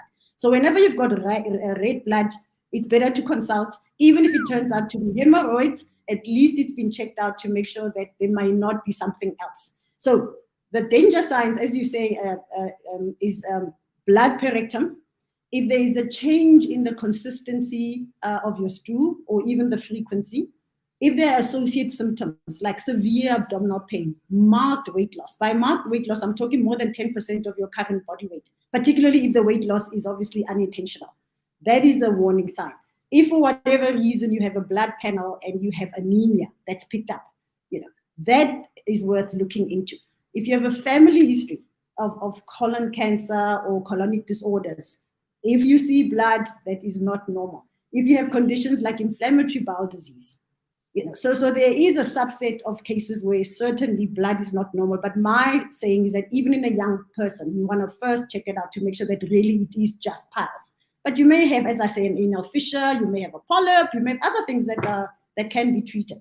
So, and I like what you said at the beginning of the question, that you really should look at what you produce, as you put it. I'm even against these pellets that you use to color that you put in the cistern. That turn the color. Make the water blue. Yeah. I mean, that all looks nice and smells nice. But if there's a problem with your stool, you won't necessarily pick it up easily. So I rather favor that you have clear water and have a look. Have a look when you wipe. Have a look into the pan, because you'll be able to see if things are not or things are changing. And I think as soon as you notice something abnormal, you should certainly go see someone. So, all right. Beetroot. A lot of people coming up with beetroot here. Steve says beetroot gave me a scare the first time I saw it. Someone else said that that if you eat beetroot, you could see the color and then you think you're dying. So what's the truth about beetroot? I mean, what do we need to know about this? Does it always show in the stools? And obviously that's not something you need to worry about. It's actually interesting because beetroot has a chemical or something called beta-cyan. And that obviously gives it this very ruby red color. We've even had patients who have bought beetroot crisps. And I think the beetroot crisps, actually, because of the additional coloring, then the dye in the food, that also can give your stool a red color. So yes, it's true that some foods will change the color of your stool. If you eat a lot of spinach, you will notice that your motion is a bit greenish, color. The commonest cause, I guess, of color change would be something like somebody taking iron tablets. So it actually turns black. So that's the iron in the tablets. Oh, wow. It is also said that if you eat a lot of blueberries, but I imagine that would have to be a lot of blueberries, then your stool can also change a bit purplish or whatever. So yes, it's not something to worry about. Obviously, what you can do is just stop taking the beetroot, see, what the effect is. And it should take about 2 to 3 days for the beetroot you had to clear out, so your stool should clear. If it doesn't clear, then I think that's the time to go see somebody. All right. Someone else says here, colonic irrigation, yes or no? Sure. If you're talking to me, absolutely not. I am definitely biased against colonic irrigation. There's no evidence whatsoever that it does all those good things that it claims to do. But my concern, more than just the clinical evidence, is the risk of rectal perforation as they insert these enemas or whatever. And also, sometimes it depends on what is in the fluid that is put in these enemas. I mean, I've heard of coffee, and coffee can be very bad for you. There has been a study where a patient died from a colonic irrigation consisting of caffeine. And I don't know what the mechanism of death was. We can surmise a couple of things. But you have to be very careful about, what fluids are being used. Some of them, yes, they say it's just pure water, at a certain temperature or whatever. They make me feel uncomfortable. I think there are easier ways for gut health. If you want to clean out your system, go on a fruit and veggie, diet for a couple of weeks. That will resettle your gut microbiome very naturally, no complications. Okay. So I think there are much simpler ways to achieve that effect, whatever it's claimed to be. But if you're going to do it, I think just do your homework. Make sure that the place that's doing it is reputable. Even so, personally, I think it's probably not the best thing. So, Doc, Ancient Ether wants to know, on that note of putting things in there, how does anal sex affect the rectum, especially in long term, considering rectum response? I told you were going to get really serious questions from our listeners. They don't mess around. So what's the answer? I don't know the answer to that necessarily from a medical from a medical perspective. Look, the rectum is simply a muscle, and it has capacity. So I think from that perspective, I can't see that there's a problem. The problem is that the anus is a sphincter, so it's a very thick and tight muscle, and of course its job is to stop us from running around incontinent all day. So the problem with putting things up your rectum, I think, is because over time it can damage that sphincter. So obviously over time, I can imagine that the sphincter will get more lax, and so your risk then of soiling and so forth is higher.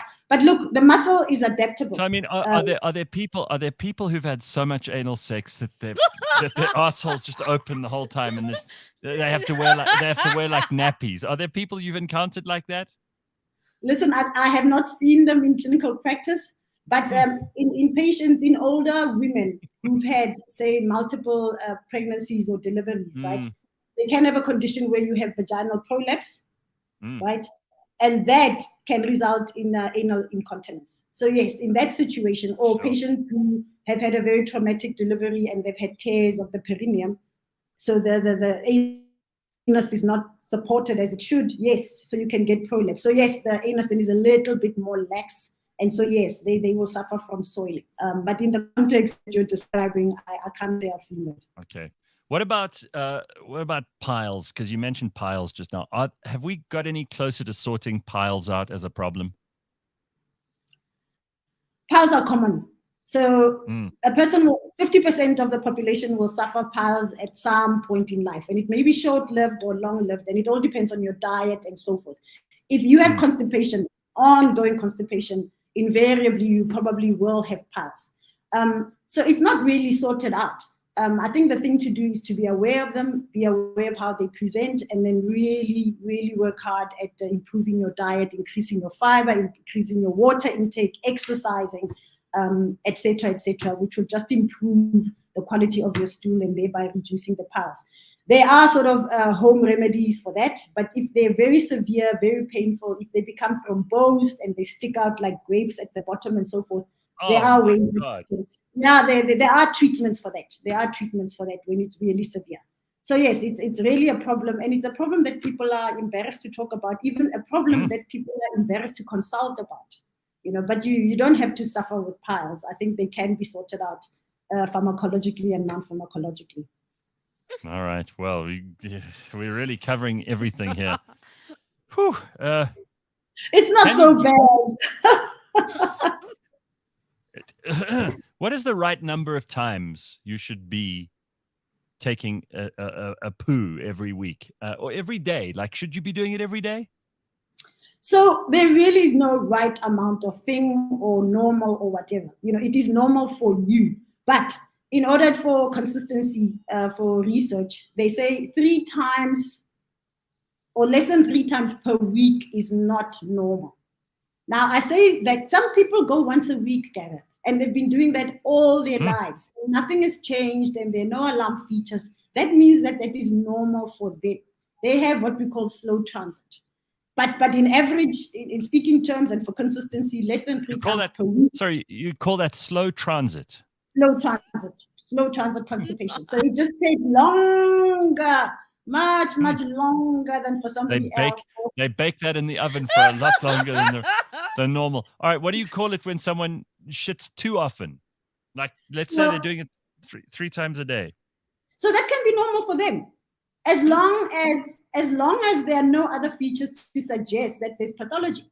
So that can be absolutely normal for them. Some people who've got irritable bowel syndrome, so in colloquial terms it's called spastic colon, will have frequency of motion, and that's fine for them, as long as there's no anemia, no weight loss, no blood, no cramps, electrolytes are normal, etc., that can be fine.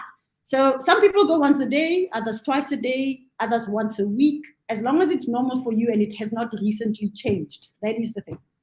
All right, so a lot of very bad medical advice being thrown around here by our listeners. Steve says, does a dab of Vicks on piles work? Just rub deep heat on it, says Congo Chris. Wow, Vicks on piles, wouldn't that burn, says Lindy. And then Steve says, burn them back in. This is not good advice. Look, I agree with Vic. Vicks, and I'm not sure. I think it would burn. I imagine it would burn. I wouldn't necessarily advise it.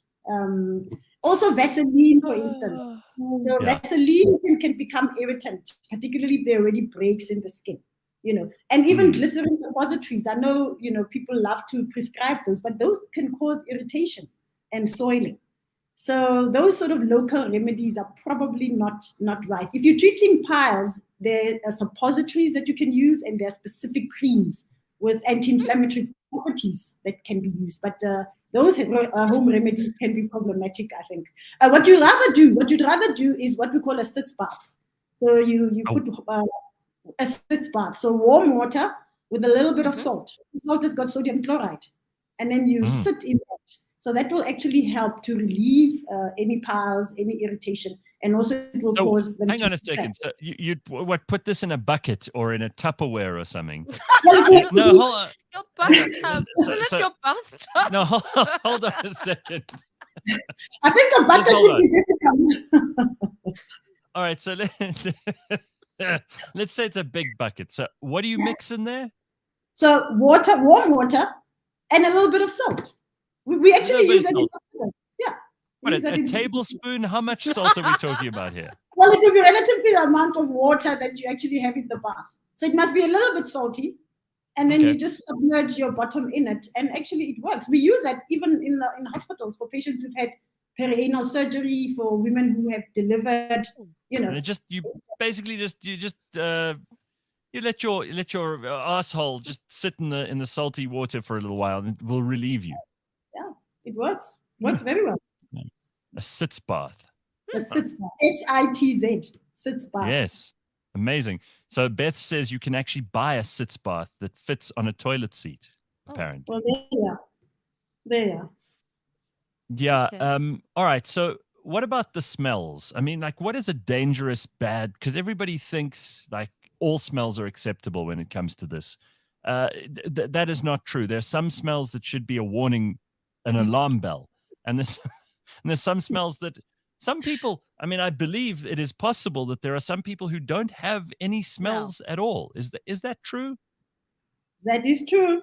So it depends on what you put in. Indeed, what you eat is who you are and what you produce, right? So look, in the colon, there are bacteria. And these bacteria, they ferment.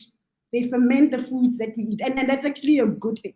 But by so doing, they also produce certain gases, which is why, the fart smells. And it is normal, by the way, to fart at least up to 20 times a day. And for whatever reason, men fart a lot more times than women do. So up until 20, 30 times a day is actually normal. It's a normal physiological thing. So there's just funky smells in the air all the time. Sorry? No, I'm saying, so there's just funky smells in the air all the time. Yeah, but you never lived with a man. So it's the methane. So the bacteria produce a couple of gases. One of them is called methane. And that's what gives that smell. Now, certain foods, as we know, they will make that worse. Beans, broccoli, those sorts of things, cauliflower, they contain a substance that actually, along with the methane, really, but it's normal.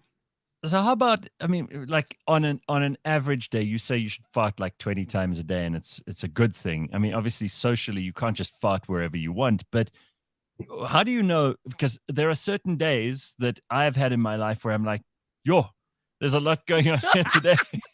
What does that mean? Does that mean that my digestive system is working harder, or does it mean that I ate something that was disagreeing with me? What's the story?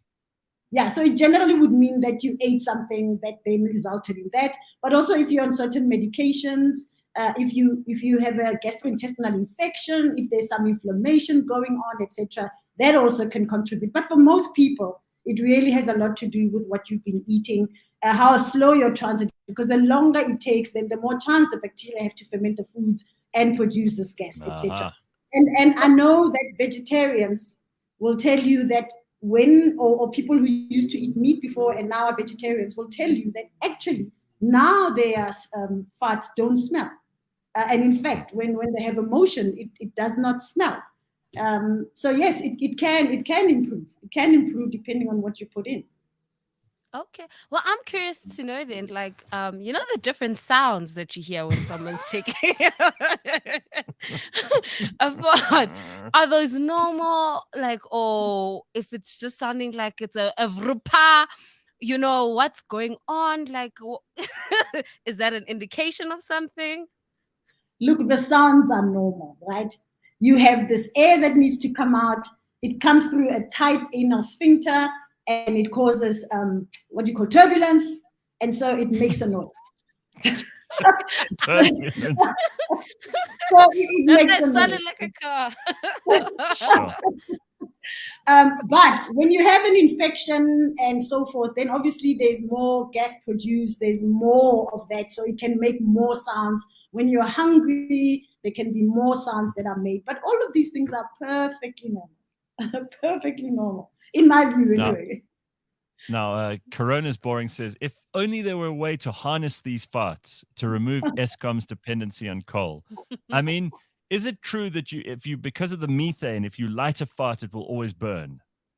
Listen, yes, they are they are flammable. They are flammable, and there was a case during COVID where the patient was having anorectal surgery. And so sometimes to close off the bleeding blood vessels, we use cotton, okay? Uh-huh. And actually the patient got burned because of the cautery as well as the gas. So I mean, I think that is a serious thing. It's a very, very, very uncommon side effect. But yes, these gases can be flammable. But I don't imagine that people are running around trying to light fires close to people's anuses. I hope, But yeah. Oh, there we go. I mean, when you said listen, I mean, I was like, sure, okay, this is obviously a serious issue. All right, we got one or two more here. What is piles from sitting in a cold floor? Is that urban legend or is that true? I heard this for the first time a few years ago, and I thought, well, I had never heard of this before. And I actually looked it up. So it turns out to be an old wives' tale. There was actually a study done in the Netherlands sometime, maybe 10 years ago or whatever, and they were looking at a couple of factors for piles. And it didn't matter, temperature, cold, hot, sitting on the floor, etc., etc. So there seems to be no evidence to support this. And in fact, I would think that if you have piles and you sat on a cold floor, that would actually give you relief. I would think. Does cold make piles better? Yes, because the blood vessels contract, so they're not as engorged and filling up with blood, which is what causes part of the inflammation and the pain and so forth. Sure. It's like putting a cold press on an injury, right? Are there like extremely large movements and then much smaller ones? I mean, what kind of range in kilograms or in grams is normal for a human being? And what's the greatest amount you've ever seen? Thankfully, our patients don't come, with samples to the hospital. 200 grams, 200 to 300 grams is touted as normal. So that's a normal bulky stool, a healthy stool where somebody's eating a lot of fiber, right? So that's what would be considered normal. But as I say, it can be very, very variable. I think what you want to see is really a smooth, beautiful stool that has not too many cracks, that wasn't too difficult to pass, where you didn't have to strain and ooh and ah, that speaks of a healthy sort of stool. So you've told us what kind of food you can take to firm up the stools, but what kind of food can you eat that will loosen everything? So coffee can loosen stool. Fluids definitely can loosen stool. Pears can loosen stool. Prunes, actually, there's evidence for prunes, and it is an effective. Prunes. Absolutely. I think it's 10 prunes have been shown in a clinical study to loosen a stool. Old women swear by prunes. Old women will tell you that prunes are the most important thing of all.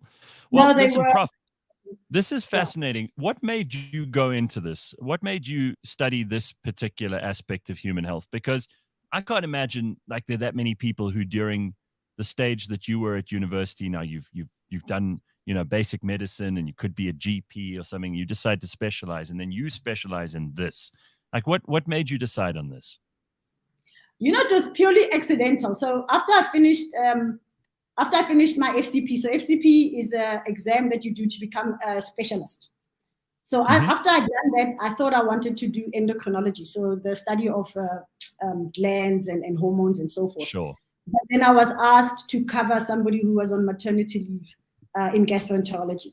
So I covered that person for 4 months, and I just fell in love with the specialty. And I think maybe the appeal was that not only do you consult patients in the clinic and so forth, but you also get to use your hands because we have these procedures, right? And I suppose secretly I wanted to be a surgeon, and this is probably the closest that I'd get to surgery. So I do gastroscopies, colonoscopies, and procedures, and I think there's a lot of fun in that. So and I just simply fell in love with it, and I do really genuinely believe that the gut really is the source of all disease, health, and so forth. And this was said by Hippocrates moons ago, thousands of years ago, and it actually turns out to be true. And it also turns out, thanks to a lot of modern studies, that actually the gut and the gut biome is a major indicator of overall health, and it's a massive part of our actual identity. I mean, there are trillions and trillions of bacteria in your digestive tract that have contributed over millions of years to our DNA. We've shared things. We can't exist without them. They can't exist without us. I was talking to Prof Zabo, who's a psychiatrist, and he said they're even starting to figure out that your gut may even be affecting your mood. It may be affecting the function of the brain, everything else. And there may be an interdependency between those, which is way deeper than we think. No, it's a huge thing. And it's been shown to be linked to gut health, extra intestinal diseases, autism, you name it. And it is as unique as your fingerprint. Right. Yeah. So it can never be the same. Speaking of unique, I mean, does everyone have a different looking asshole? I mean, you've probably seen a few. You've probably seen a few of those. To us, they look the same. I mean, to us, they look the same. And we don't think of it like that at all. Yeah. I know the patients think, oh my God, but genuinely speaking, to us, it's just in a day's work. All right. Well, this is fascinating. We really appreciate your time. And I'm sure that there are lots and lots of other questions that we haven't even covered today. But if you enjoyed this, you can catch Professor Mashiko Setshedi's episodes on the Health Matters podcast. That's available on cliffcentral.com or wherever you listen. Prof, thank you so much for joining us this morning and for teaching us so much about this, because I'm very glad that we can talk frankly and in a mostly adult way about it, right? Listen, thanks for the invite. And I think this is really, really an important topic. And I think we should not shy away from it. And certainly we shouldn't be embarrassed about it. So thank you so much. Right. Thank you, Prof. And thanks for waking up early this morning to talk about poo with us. It's very, very good. All right, George Mienie's here. Hooray. Hey, George, Gareth, change of subject. That was fascinating. It is fascinating. And nobody talks about this stuff. So Yes. I'm proud that we are breaking the barriers and addressing these things, because, I mean, it needs to be discussed. Well, I mean, for full disclosure, I once took a sitz bath because I had a constipation problem, and what it caused was a problem in, your sure. I think what happened was your rectum kind of like expands too much. Oh my God, George. Did it give you relief? The sitz bath. It does work. You didn't know about a sitz bath. I didn't know about a sitz bath until today. I didn't even know about those heels and positions that you have to be squatting. See? Learn something new every day. Well, here he is. He's in studio with all of us. We're actually all in studio this morning. Right? It's very cool. Simphiwe and George and I are now going to get into some of the stuff that George tells us about every week. Yes. And you can find out more about all of this. And sometimes they have really, really interesting episodes, even with guests every other week on the Auto Trader podcast. So don't miss that. New episodes every single week. But what do you got for us today? Parking. So how much does it cost to park in South Africa versus the rest of the world? Do you think our parking's more expensive? Well, I think so. I mean, I know the answer to the question, so I think so. We pay far too much for that 1 hour, Gareth. 6-10 rand. Okay, so I have 2 examples of just this week. Last night, I went for a birthday dinner type thing in Sandton at the Mark. Mm-hmm. Expensive. 20 Rand, I think it was. How many hours? I was only there for 2.5 hours. Okay. That's too much. Then I went to the gym on Thursday, much more of a sort of student area. I was in the gym for maybe an hour and 15 minutes, but they give you 2 hours free. Oh. So I paid 0 on the one hand, And and on the other hand, 20 Rand. And I don't know. There's some places that overcharge because the property is owned usually by, one of these big, Liberty or one of those big companies. Yeah. And they charge because that's the only income they get besides the rentals. Yeah. And they want to punish the consumer. I don't think you should have to pay those high prices. Yeah, I mean, I don't know what happened in shopping centers over the last 10 years, but there used to be a dual option where you could choose to take free parking, which meant you had to park in the sun most of the time, or you could choose undercover parking, which you had to pay for. I think from what I see, most shopping centers have gone full paid. There's no free option anymore. I mean, Eastgate Shopping Center, I don't think there's free parking. There's booms at the top level parking now. In other words, you have no option. You've got no option. You have to. And what's irritating about this is obviously some of them have now got a credit card machine for the paying of the parking, but sometimes you have to have cash, which is such a pain in the. We've just been talking about backsides, but yeah, that's a real problem. So I think it's Liberty, I'm not sure, has implemented this app called Admit, which I use. No, Admit, yeah. And in many of the shopping centers around Joburg, you don't even have to open your window, take a ticket, nothing. It just bills you. But that is a recipe for increasing parking fees because you won't care. It'll just go off your credit card, but you only see it at the end of the month. So you won't really see the 6 Rand that you go in there for 20 minutes get charged or something like that. But a lot of places will give you the first half hour or hour free. Yes. And they should. Yeah. If you want to just quickly pop in and out, I think that's a good idea. Why should that cost you a whole bunch of money? So it turns out that the average parking fees in South Africa are about 23 Rand. So your 20 odd wasn't bad. 23 Rand for a 2-hour park. Annette says, try parking in Sydney, $250. That's a lot of money. And then Derek says, Annette, I feel if you are parking in Sydney, she has the right to charge whatever she wants. So let's be clear. Corona's Boring says, a motorbike equals free parking whenever. Oh, well, yeah, no, I suppose you could. You just stand the bike somewhere and the booms have gaps, so don't do that. But how do we compare with the rest of the world? So we rank 38th on the list of world ranking parking fees by a company called Parkopedia Global Parking Index. There is an actual index. And they analyze or research 90 million parking spaces across 20,000 countries. 20,000 cities in 90 countries. And a 2-hour parking cost in South Africa is on average 23 Rand, whereas Australia, for instance, which tops the list, 330 Rand for 2 hours. Well, I know, for example, I'm going to the airport now. That's going to cost. Oh, no, the airport's expensive. Let me tell you a bad story. It was my stupidity, but I went to the airport. It was just after lockdown opened up. Airport, AXA Joburg, opened up I think it's level 2 to drop and go. So you don't have to go to the top. You can go through level 2, which gives you 30 minutes of free parking to go and pick somebody up. I was doing a business trip. I went and I parked on level 2, which I usually did for the last 10 years. I parked on level 2. Right. Because otherwise I lose my car. That's you find a place Yes, right. I parked there. Right. I parked on level 2. I'm the kind of person that slides into the airplane when it's about to take off. Yep. I don't like sitting in the airport. No. I leave my car there. I go on a business trip for, I think it was 3 days. I come back, 5,000 Rand parking fee. Ooh, Jesus. Did you fight with them? Yep. You bloody well down better. to the parking management. How many days? 3. No. So 5K. Yeah. So I went down to the parking management and I said to them, no, this can't be. No, but you parked in the short-term parking for picking up passengers. I said, but I've always parked on level 2. Didn't you see the signs? I said, no, I didn't see the signs. Signs were there, so that's why it was my fault. And they wouldn't let me off this, eh? Please tell me you didn't have to pay that. I had to pay it. You're could joking. not get my car out. 5,000. Yep. George. Oh, that's so much money. That's absolutely disgusting. I sent them an email afterwards. I complained. I did all that stuff. Well, they should be ashamed of themselves. Sure. I mean, a lot of people wouldn't be able to pay that and would end up having to leave their car there. And then what happens? Like, what's the plan after that? Exactly. Idiots. Yeah.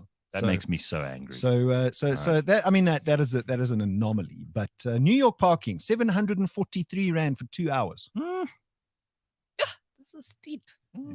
Steep. So that's Parkopedia. And then the next thing is, do you ever eat in your car? Yeah, a lot of people do. Lots of people do. I will say this: when I first got my car, the first 2 months, I was like, no one's eating. Mm-hmm. No one's eating. And then one day, you just like, you're so hungry, that drive through, and and then it was tickets. So how do you, I mean, I look at some people's cars and it's just an absolute mess inside. You see McDonald's packets. That's gross. No. And it smells horrible too. Yes, we don't do that. So my gran is banned from eating from my car because she'll leave crumbs and whatnot. So also there's certain people where you're like, no, I can't. You're a mess. Yes. Right. So how do you stop the mess from accumulating in your car? You use this rule called leave no trace. Apparently this is a thing around the world, this leave no trace. If you Google it, it's actually a thing. People that do camping are road trippers. They use this rule called leave no trace, which is kind of rules that you set for yourself. When you get out the car, take the junk out with you. I like that. I don't love to leave a mess in the car, but sometimes, I mean, you eat. You know what really bothers me is like these sauces, and there's some food you should not eat in a car, like a pie or a burger. You can't eat those things while you're driving. I'm sorry, people think they can, but they inevitably mess on their clothes or mess on the seats or mess on the floor. It's going to be a mess. So this leave no trace principle also speaks to what you're saying is eat foods that have neutral colors, which I don't know if it's possible, but how do you eat foods that have neutral colors? So if you eat a hamburger and there's lots of colored sauces and stuff, that's going to cause the biggest mess in your car, right, and the biggest smells in your car. No, for sure. So there is a real thing called leave no trace, but I don't think you need to go that far to keep your car clean, if you ask me. Okay. And then VW, every car maker is going on this electric vehicle drive. Right. They have made an electric office chair, which let me see if I can paste it to you. There we go. They've made an electric office chair. Okay. Because I don't know if they, if they've got too much time on their hands, but the VW engineers on the commercial side have made this an electric office chair, and this thing can do 12 miles per hour. What is that? About 20 kilometers an hour? Yeah. So this is a thing where you just buy it and then you ride it around on the office floor? Well, they've only made a one-off, so it's not for sale. So the engineers at VW made this electric office chair, and the thing can do 12 miles per hour, can do 7.4 miles of range, and the they say that probably not very good at like off-road. I'd imagine. No, tiny little wheels. This is for getting away from your colleagues, or getting to the toilet quickly. Okay. Getting to the toilet quickly. Yeah, you have bigger problems if you need this. And it's got lights on it. It's got lights. You can steer it. And it's got a seat belt just in case you fall out at speed. It's ridiculous. So the engineers at VW obviously have a lot of time on their hands making electric vehicles. They're far too much fun at work. Like, what? Okay. And then finally, a very interesting thing, Hyundai. So let me explain. Nobody's ever said that line. A very interesting thing. Hyundai. Hyundai, the car maker. Right. So seatbelts have an inherent problem in that the waist strap, or the strap around your waist, has to, or supposed to be, around your hips. Okay, that's where it restrains you. And then there's this phenomenon called submarine, where the strap moves up into your stomach area. All right. Rectum, submarine. So it moves into your stomach area. Apparently, if you have a car accident with the lap strap, that's what it's called, lap strap around your stomach, can cause internal organ damage. Your bangani, your. So make sure that the seatbelt, if you've got a big tummy, you've got no problem because it can't come up over your. Okay. So if you've got a boop, you're okay. You're okay. So underneath, over your hips. But the thing is, because of this submarining problem, Hyundai has done research and they've now decided to make a crotch airbag. What? Really? Yes. All right. It's a real thing because all airbags right now in cars, which are mandatory, the front airbags are mandatory in all cars. Mm-hmm. The front airbag protects your head. The side airbags protect your head. So now they've realized that there is actually a problem with your torso moving forward in a car accident. Yeah. So how do you stop that? With the seatbelt moving into the submarining area, causing internal organ damage. Crotch airbag. Okay, well, you've taught me another thing. Sure. We thought we'd learnt a lot about the sit spot. Now we know about a crotch airbag as well. Listen, if you haven't learned stuff from this morning, you weren't listening. Yeah. All right, everybody. Have a good weekend. Have an excellent Friday. We will see you on Monday, 6 a.m. bright and early. Cheers.